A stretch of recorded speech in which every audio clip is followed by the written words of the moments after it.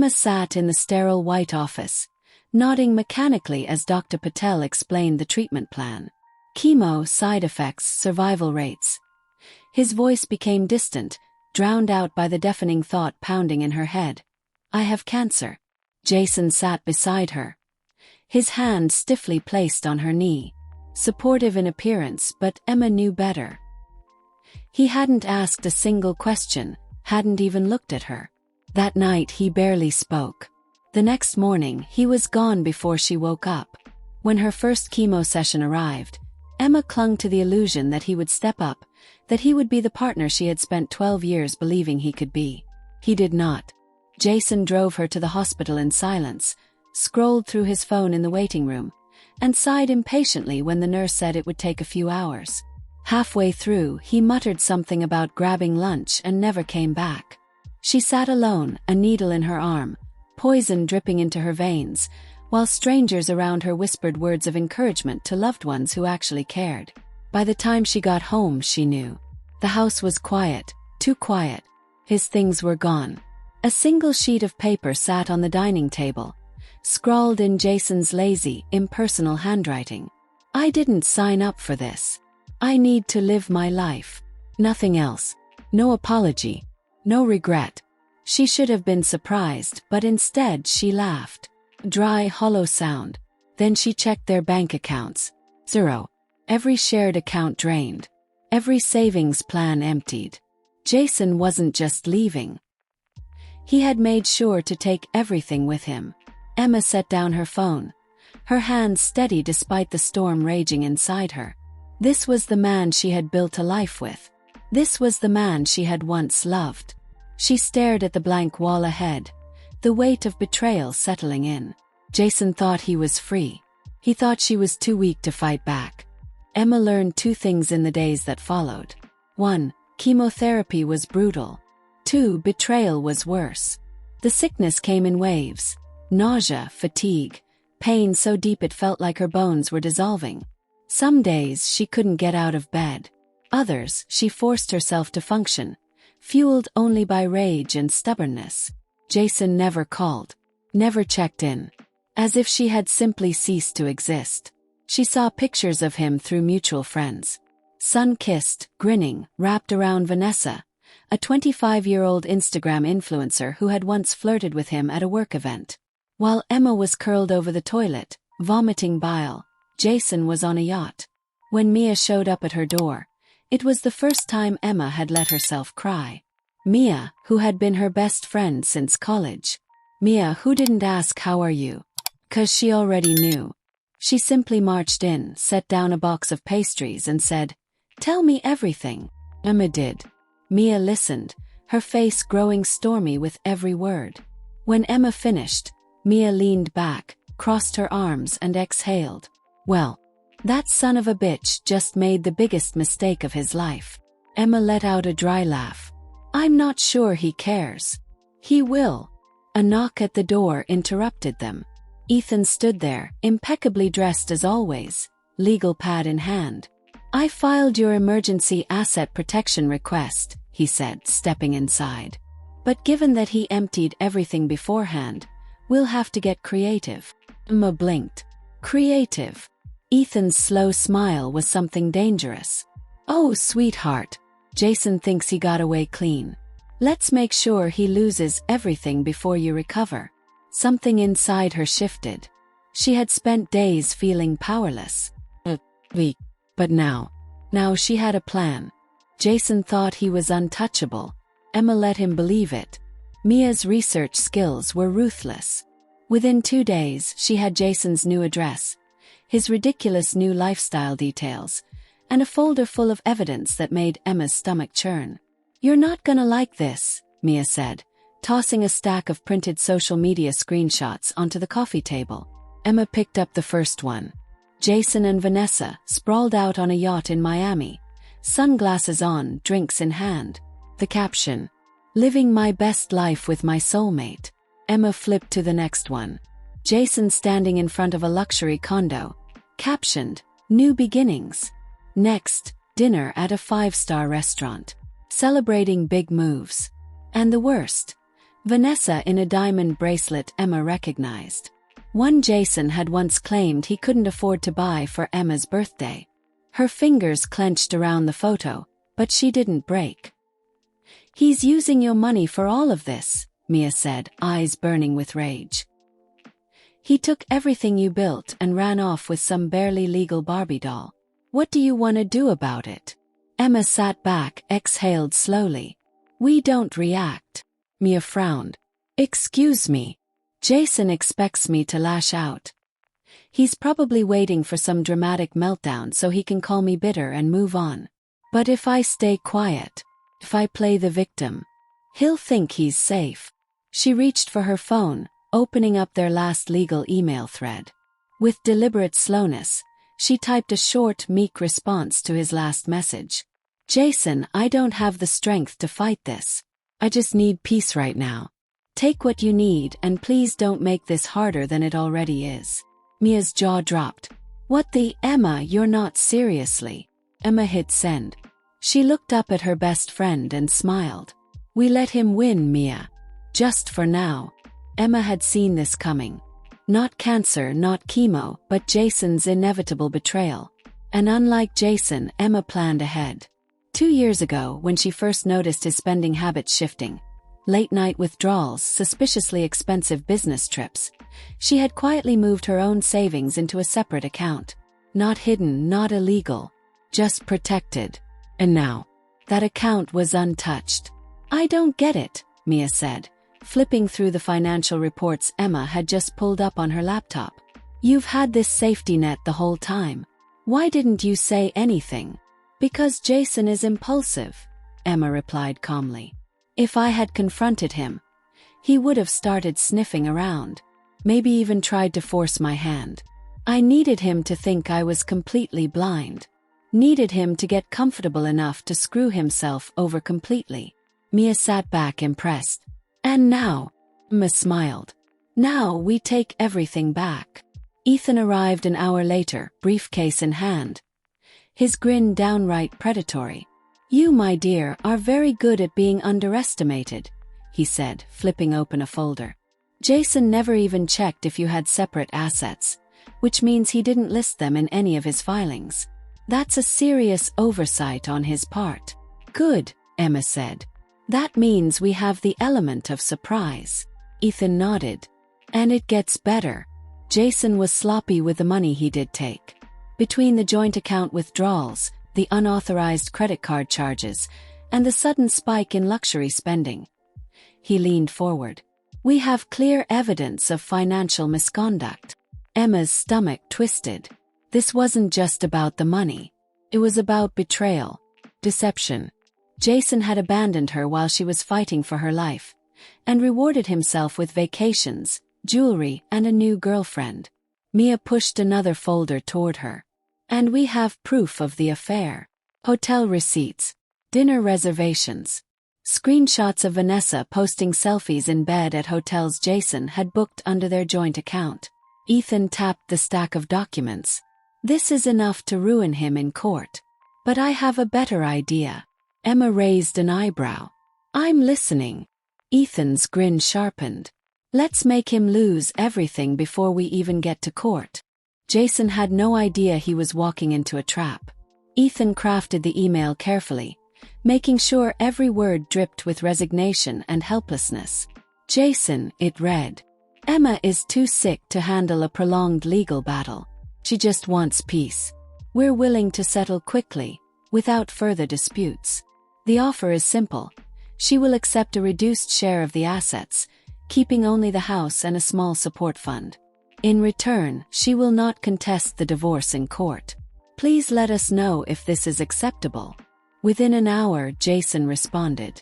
Finally, some common sense. Attached was his version of the agreement, laughably one-sided. He offered Emma barely enough to survive for a few months, assuming she wouldn't even make it that long.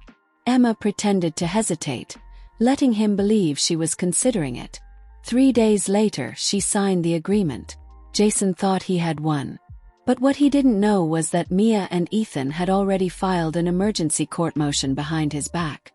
By the time he opened a bottle of champagne with Vanessa, celebrating his clean break, Ethan had successfully frozen all remaining marital assets.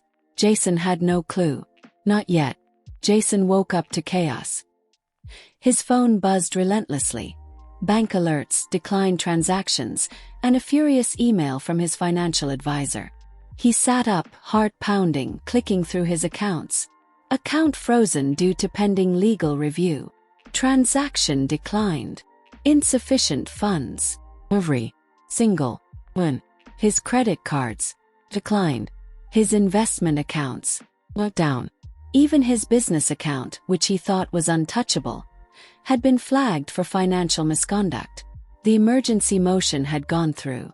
Panic clawed at his throat as he dialed his lawyer. "Fix this," Jason snapped. "You should have read the fine print," his lawyer sighed. "That quick settlement you were so eager to sign. It left just enough legal loopholes for Emma's team to strike before you could move your money. You walked straight into it." Jason swore violently, his mind racing. Then, another realization hit him. Vanessa. She had no idea about any of this.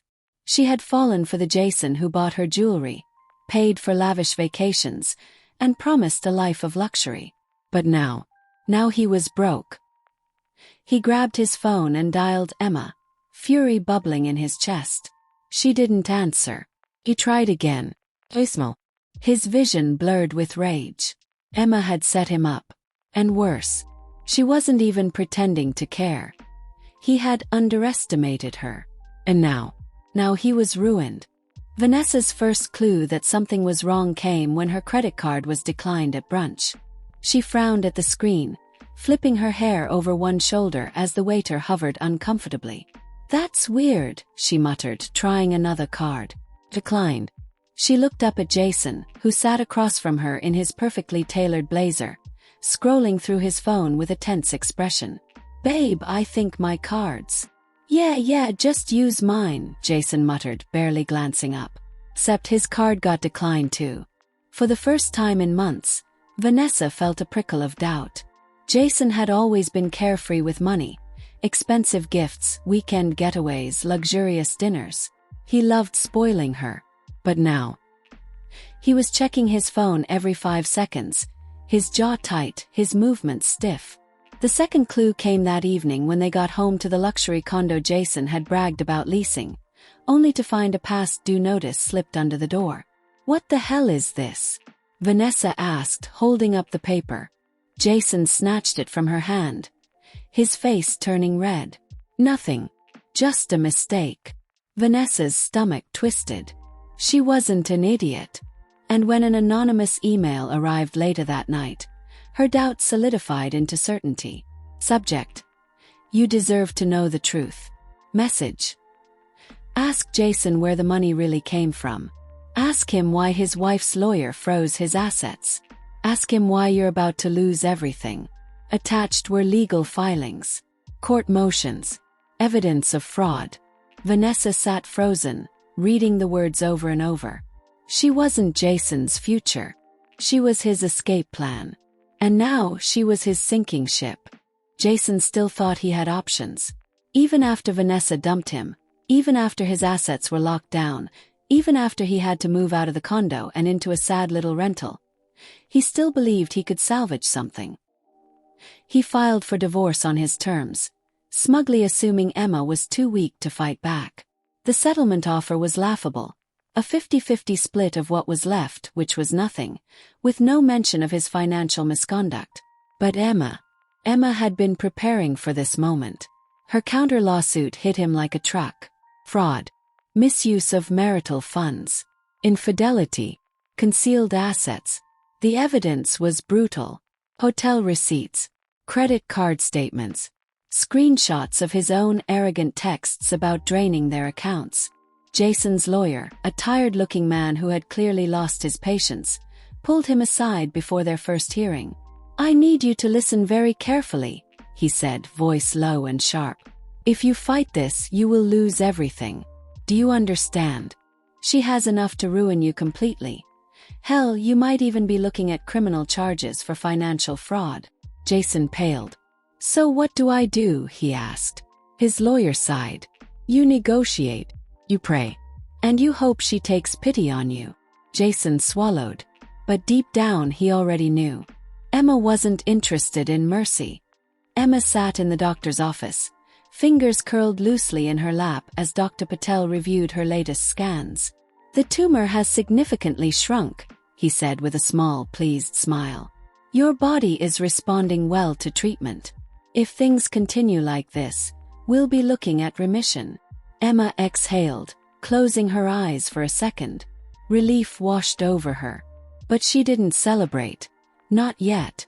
Because Jason still thought she was weak. And for now, that worked in her favor. Mia was waiting outside, scrolling through her phone when Emma walked out of the office.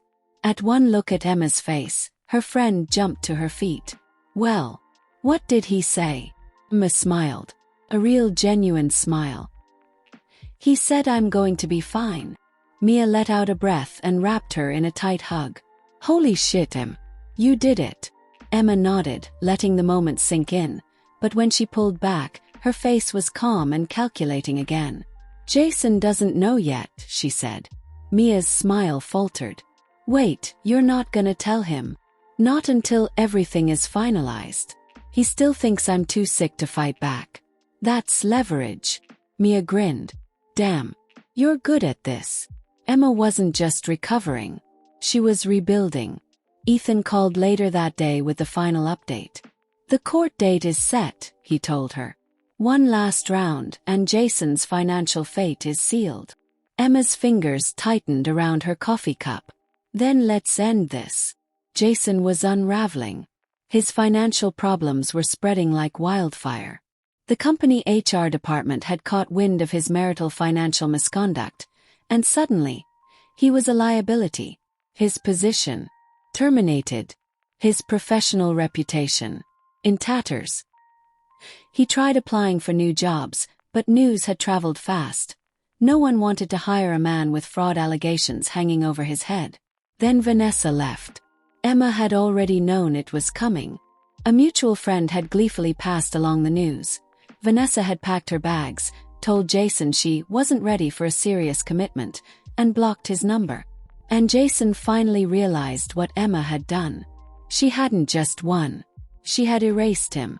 The life he had run to. His money. His career. Destroyed. His young, perfect girlfriend.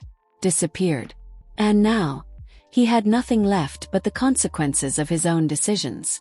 Jason tried calling Emma one last time. She answered just to hear him break. "Emma, please." His voice was thin, desperate. "We don't have to do this in court. Can't we just talk?" Emma took a slow sip of her tea, staring out the window at her new life. The one where Jason no longer existed. "I don't think so," she said softly. Jason exhaled sharply. "Come on. I made some mistakes, okay? But you don't have to. You left me for dead, Jason."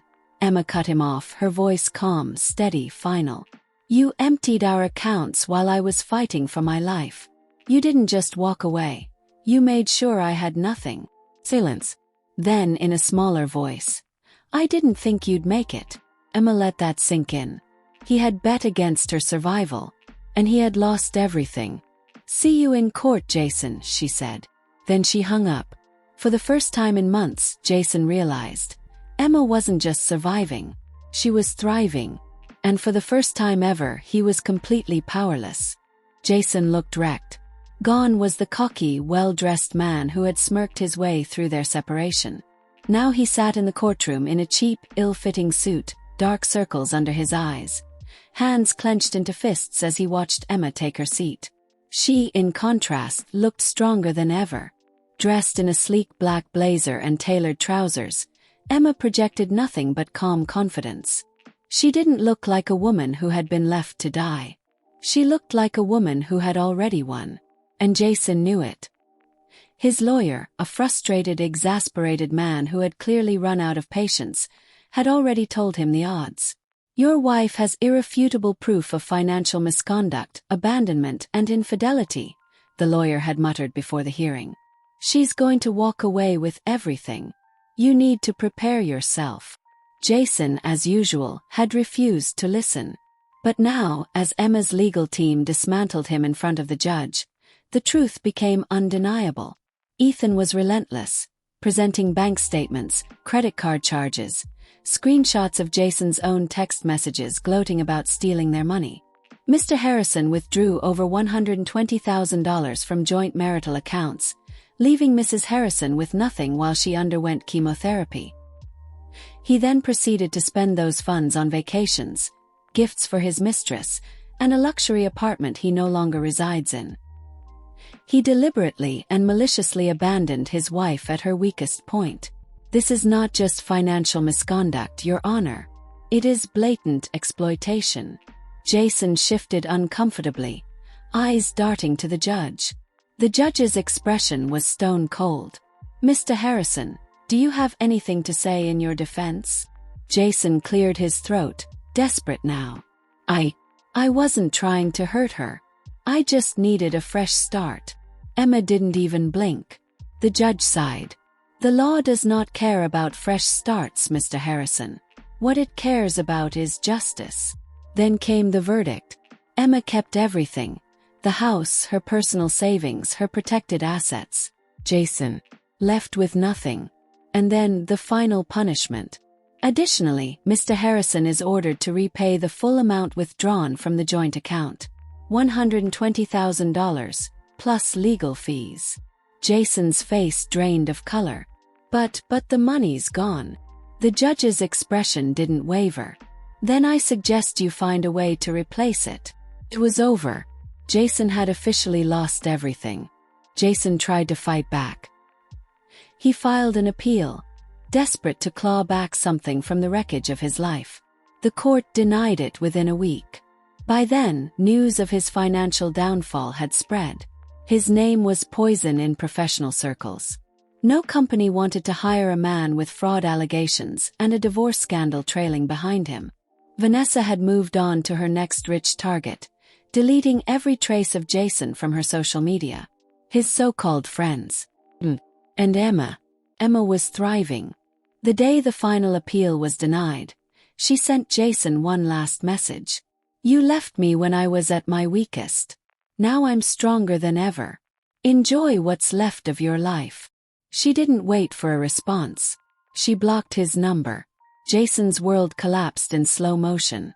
Unable to afford rent, he was forced to move back in with his parents, a 45-year-old man sleeping in his childhood bedroom, drowning in debt he could never repay. Emma, on the other hand, she was planning a trip to Europe to celebrate her remission and new life. The world had moved on without him. And that was the final blow. Emma had imagined this moment 100 times. Sitting in Dr. Patel's office, hands folded in her lap, waiting for the verdict that would decide the rest of her life. She had braced for the worst. Instead, she got the best news she could have hoped for. The scans look great, Dr. Patel said, smiling. No signs of active cancer. You're officially in remission. For the first time in months, Emma felt weightless. She had fought through chemo, betrayal, and heartbreak, and she had won. Mia was waiting for her outside the hospital, bouncing on her toes with anticipation. The second Emma stepped outside, Mia tackled her into a hug. Well, say it. Say the words. Emma grinned, voice steady and sure. I'm cancer-free. Mia screamed, startling the security guard at the entrance. You did it. That night, Emma celebrated properly. Her house, not Jason's, was filled with laughter and love. Mia, Ethan, her closest friends, and even some of the nurses who had helped her through chemo came to celebrate. A cake sat in the center of the dining table, decorated with words that made Emma laugh the second she saw them. She beat cancer and her ex. Ethan raised a glass. To Emma, who came out of this stronger, wiser, and richer than the man who tried to break her. Laughter erupted around the room. But Emma wasn't just thinking about Jason anymore. She had bigger plans. The next morning, she made the call that would turn her pain into something bigger than revenge. A non-profit for cancer survivors. She had seen too many women left alone in their hardest moments, just like she had been. Now she had the resources and the power to change that. Emma had survived. And now, she was going to help others do the same. Jason was just a bad memory now. And she had never felt lighter. Jason had never felt heavier. His downward spiral wasn't a sudden crash. It was a slow, humiliating unraveling. He had burned every bridge. The finance world wouldn't touch him. Too much bad press, too many whispers of fraud. The dating scene was even worse. Women Googled him, saw the scandal, saw the divorce, saw the mess. He tried younger women again, but none of them wanted a broke, washed-up has-been. Vanessa, gone without a trace. Emma, untouchable. Even his own family had grown tired of his excuses. "You did this to yourself, Jason." His mother sighed one night when he asked for another loan. "Maybe it's time you take responsibility." He had no money, no future, no one left to blame. Now he worked a low-paying job at a car rental agency, filling out paperwork for the kind of people he used to be. Every night, he returned to his childhood bedroom in his parents' house, where his mother still yelled at him to take out the trash. Jason had once had everything, and he threw it all away. The world had moved on, and he was stuck in place. The ocean stretched endlessly before her, waves rolling in soft, rhythmic crashes against the shore. The sun hung low in the sky, casting warm streaks of gold across the Bali coastline. Emma dug her toes into the sand, sipping on a fresh coconut, completely at peace. She had made it. Jason had thought he ruined her, that she would crumble without him. Instead, she had rebuilt herself from the ground up, stronger, smarter, and completely free. For the first time in years, her life was fully hers. The past few months had been a whirlwind. After securing her divorce victory, she threw herself into her non-profit for cancer survivors, using her experiences to help others navigate the same pain she had endured. Then there was dating. Emma dipped a toe back into the waters of romance, but this time, she wasn't searching for validation or trying to prove her worth to a man. She was dating on her terms. There were nice dinners, late-night conversations, even a few first kisses that made her heart race. But she took her time, knowing she didn't need anyone to complete her. For the first time, she was enough. Tonight, she had one more milestone to cross. Dressed in a sleek black dress, Emma took the stage at a cancer survivor event, standing before a room filled with warriors like her, people who had faced death and come out the other side. "Survival isn't just about beating cancer," she said, her voice steady, confident. "It's about reclaiming your life. It's about refusing to let your pain define you. It's about knowing that no matter what tried to break you, you are still here." The audience erupted into applause, some standing, others wiping away tears. Emma smiled, stepping off the stage and into a future that was finally hers. Later that night, as she raised a glass to her new life, she thought about Jason one last time.